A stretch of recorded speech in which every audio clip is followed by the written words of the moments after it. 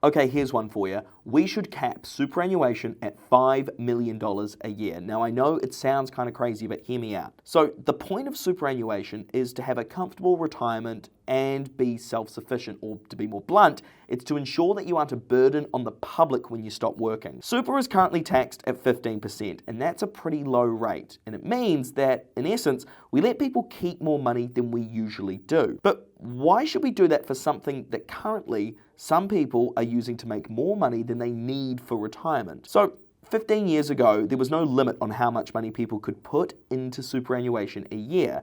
So if you were one of Australia's top earners, instead of having your money taxed at 47%, you could put it in your super and it'd only be taxed at 15%. These days, there is a contribution cap of 30 grand a year. And sorry to get a bit grim on you, but according to this Treasury report from 2020, retirees were withdrawing the minimum amount from their supers and dying with a majority of the wealth untouched. And that inheritance is taxed at only 17%. And look, if you want more than $5 million for retirement, that's fine. But you could do that by parking your cash in other places, like stocks or a savings account, or, whatever the latest crypto is at the minute. I asked a tax policy expert from ANU about it, and he put it like this. Currently, if you're someone earning $200K a year, they'd have around $4 to $5 million in their super when they hit 65. I want to think about how much super do you need when you hit 65 to generate an income stream so that you can have a comfortable retirement. Suppose I say that's $5 million.